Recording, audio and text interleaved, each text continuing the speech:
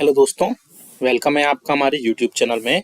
कर्मचारियों, पेंशनर्स और family pensioners के लिए मैं इस वीडियो में 4 से 5 बड़े अपडेट लेकर आया हूं, जिसका सीधा सीधा असर आपकी फैमिली पेंशन, आपकी पेंशन और आपकी सैलरी पर पड़ने वाला है। इसलिए इस वीडियो को पूरा लास्ट तक देखिएगा। और अगर आप हमारे चैनल पर पहली बार आए हैं तो चैनल को जरूर सब्सक्राइब करेगा। सब्सक्राइब के ब्लैक बटन को प्रेस करके साथ ही साथ आप हमारे वीडियोस की लेटेस्ट नोटिफिकेशन के लिए घंटे के निशान को जरूर प्रेस करिए, तभी आपके पास हमारी वीडियोस की लेटेस्ट नोटिफिकेशन आ पाएगी और आप हमारी वीडियोस को इसी तरीके से आगे भी वॉच कर पाएंगे।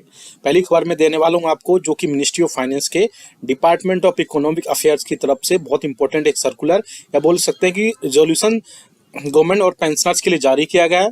दूसरा बड़ा अपडेट बताने वाला हूँ कि बहुत सारे यूट्यूब चैनल्स में और बहुत सारे अलग अलग जगह मीडिया में ये बोला जा रहा है कि 31 जनवरी में बहुत सारी चीज़ें आपको मिलेंगी। तो मैं बताने वाला हूँ क्या क्या चीज़ें मिलेंगी, स्पेशली कर्मचारियों को क्या क्या चीज़ें मिलेंगी और पेंशनर्स को, और क्या बजट में क्या चीज़ें इसमें आ सकती हैं, उस पर भी हम चर्चा करेंगे। साथ ही साथ तीसरी बड़ी अपडेट है आपकी पेंशन, फैमिली पेंशन या इनहांस फैमिली पेंशन को लेकर के। तो जैसे कि आपको पता है कि मैं डेली एक आपके लिए एक कार्रवाई लेकर आता हूँ, जिसमें आपको अगर पेंशन और फैमिली पेंशन नहीं मिलती है तो आपको उस स्थिति में क्या करना चाहिए। गवर्नमेंट की तरफ से ये सक्सेस स्टोरी जारी की गई है, वो भी मैं इस वीडियो में बताऊंगा। 3 से 4 बड़े अपडेट होंगे। थोड़ा वीडियो लंबा हो जाएगा, लेकिन वीडियो को पूरा देखना, आपको बहुत सारी चीज़ें सीखने को और जानने को मिलेंगी।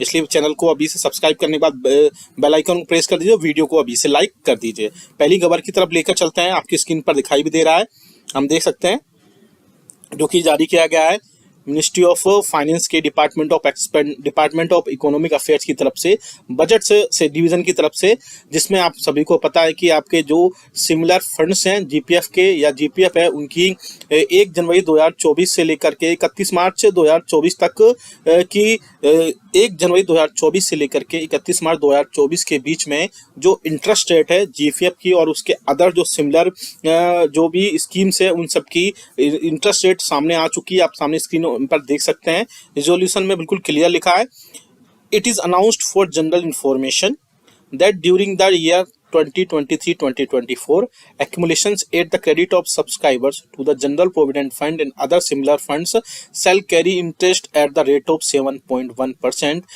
with effect from 1 January 2024 to 31st March 2024. The rate will be in force with effect from 1st January 2024. The funds concerned are, तो आप देख सकते हैं कि जीपीएफ की जो इंटरेस्ट रेट है वो 1 जनवरी 2024 से 31 मार्च 2024 के बीच में 7.1% रखी गई है। साथ ही साथ जो अदर इसमें स्कीम्स हैं, चाहे वो आपकी जनरल प्रोविडेंट फंड जीपीएफ की सेंट्रल सर्विसेज की हो, कॉन्ट्रीब्यूटिव प्रोविडेंट फंड हो, all India service provident fund हो, स्टेट रेलवे प्रोविडेंट फंड हो, जनरल प्रोविडेंट फंड हो, डिफेंस सर्विसेज का, बाकी आप और भी जो प्रोविडेंट फंड है उनको देख सकते हैं। और आप ये डिस्क्रिप्शन में हम इसको डाल देंगे, वहाँ से आप इसको सीधा डाउनलोड कर पाएंगे। हिंदी इंग्लिश दोनों में सेम आपको ये मिलेगा। अब चलिए बात करते हैं बड़े अपडेट की, जो कि आ रहा है आपकी 31 जनवरी को आपको क्या क्या मिलेगा। ये 1 फरवरी को, जैसे कि आम बजट आने की पॉसिबिलिटी से फरवरी में, तो उसमें आपको कर्मचारियों, पेंशनर्स और फैमिली पेंशनर्स को क्या क्या मिलने की उम्मीद जताई जा रही है। तो पहले बात कर लेते हैं कर्मचारियों के लिए। कर्मचारियों के लिए इसमें बड़ी खुशखबरी है कि आपको 31 को या 1 फरवरी को ऑल इंडिया कंज्यूमर, पहला तो all India consumer price index का डेटा आ जाएगा, जिससे आपका जनवरी 2024 का महंगाई भत्ता और महंगाई राहत तय हो जाएगा। बहुत ज़्यादा उम्मीद है कि डेटा अगर बहुत ज़्यादा अप्रत्याशित या बम्पर उछाल होता है तो आपको 51% महंगाई भत्ता और महंगाई राहत दोनों को देखने को मिलेगा। लेकिन जिस हिसाब से डेटा आ रहा है, मुझे लगता है कि आपको 50% महंगाई भत्ता और महंगाई राहत मिलेगा।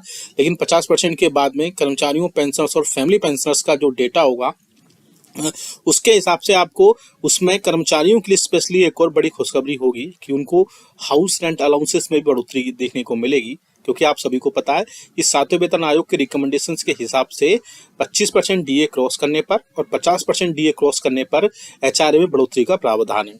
जैसे कि आप सभी को पता है कि आप सब जानते हैं कि जब 25% डीए क्रॉस हुआ था तो उस टाइम पे कर्मचारियों का जो एचआरए था उसमें बढ़ोतरी हुई थी, और अब फिर से बढ़ोतरी देखने को मिलेगी जब डीए और डीआर 50% क्रॉस करेगा। तो इस बार 50% क्रॉस 100% करेगा और उसके बाद में एचआरए भी बढ़ेगा। अभी आप सभी को पता है कि पेंशनर्स कर्मचारियों का जो एचआरए वो 9, 18 और 27% है, जेड, वाई और एक्स सिटी में, लेकिन अब बढ़ने के बाद में 10, 20 और 30% हो जाएगा, जिससे कर्मचारियों को तो काफ़ी ज़्यादा फायदा देखने को मिलेगा। लेकिन पेंशनर्स के लिए बात करें तो पेंशनर्स को जैसे लास्ट वर्किंग डे पर सैलरी पेंशन आती है वो तो आएगी, साथ ही साथ दूसरी चीज़ जो है उसमें आपको देखने को मिलेगा डीए और डीआर कंफर्म हो जाएगा, लेकिन कर्मचारियों के लिए एक्स्ट्रा एक बोनस होगा कि उनको एचआरए भी बढ़ोतरी देखने को मिलेगी।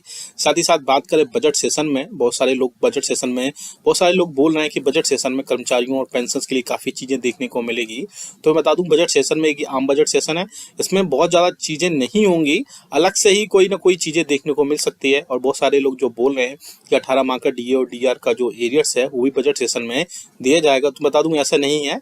इसके लिए टाइम टू टाइम अलग अलग टाइम पे टाइम यूनियंस और फेडरेशन अलग से एक मीटिंग लेती रही हैं, जिसमें कर्मचारियों, पेंशनर्स और फैमिली पेंशनर्स का 18 माह का जो डीए और डीआर का एरियर्स है उसके रिगार्डिंग बातचीत हुई है। हालांकि गवर्नमेंट ने रिटर्न ऑर्डर में अपने क्लियर बोल दिया था कि 18 माह का डीए और डीआर का जो एरियर्स है वो प्रोवाइड नहीं कराया जा सकता है, क्योंकि कोविड के टाइम पे उसको ब्लॉक किया गया था।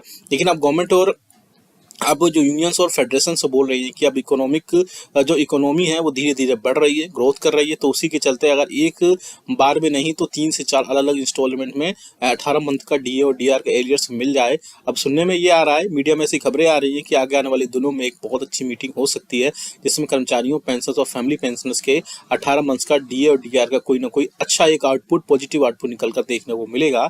लेकिन जब तक गवर्नमेंट की तरफ से कुछ ऑफिशियल डेटा ना आ जाए, ऑफिशियली कन्फर्मेशन ना आ जाए, तब तक कुछ भी नहीं कह सकते, क्योंकि मीडिया में जो खबरें आती रहती हैं वो आपको पहले से ही पता है कि उनमें बहुत ज़्यादा रूमर्स ही होते हैं, उनमें बहुत ज़्यादा सच्चाई नहीं होती है। चलिए नेक्स्ट बड़ी अपडेट की तरफ लेकर चलते हैं। जैसा कि बताया कि हम आपको डेली एक सक्सेस स्टोरी लेकर आएंगे पेंशनर्स की, कर्मचारियों की। आप देख सकते हैं इसमें ये पेंशन स्टोरी, सक्सेस स्टोरी आप देख सकते हैं, इसमें फीडबैक दिया गया है सेंट्रल पोर्टल का, ये गवर्नमेंट की तरफ से जारी की जाती है। तो चलिए देखते हैं क्या था कि फैमिली पेंशन और पेमेंट का एरियर्स था 4 लाख रुपए मिला अनमेरिड डॉक्टर को आफ्टर 3 ईयर के बाद में। तो एक अच्छी खासी जद्दोजहद करने के बाद ये सारी चीज़ें मिली। अगर आपको भी कोई इससे रिलेटेड कोई प्रॉब्लम है तो आप हमें कमेंट बॉक्स जरूर करिएगा, हम आपको जो भी प्रॉब्लम होगी हम आपको पूरा बताएंगे। तो आप देख सकते हैं an unmarried daughter of late a railway employee. Her mother died in September 2022, leaving behind her a son, her and a younger son. Thereafter, she applied for family pension in the concerned ministry. तो आप देख सकते हैं, as per the case report, she was asked several documents. However, even after 25 years, her family pension was not started. तो आप देख सकते हैं सारे डॉक्यूमेंट सबमिट कर दिए, इसके बाद भी 2.5 साल तक उनकी फैमिली पेंशन को स्टार्ट नहीं किया गया। इसके बाद उन्होंने क्या किया आप देख सकते हैं, उन्होंने एक कंप्लेंट फाइल की, बोल सकते हैं, आप नंबर भी देख सकते हैं, CPENGRAMS पोर्टल पर इन the month of March 2023 which was forwarded to the concerned ministry. इसके बाद ये मिनिस्ट्री, कंसर्न मिनिस्ट्री को सौंपा गया, कंसर्न मिनिस्ट्री को फाइल भेजी गई। इसके बाद में the GRO issued a letter asking her to submit indemnity bond in proper format from court and closed her case on 5 April 2023।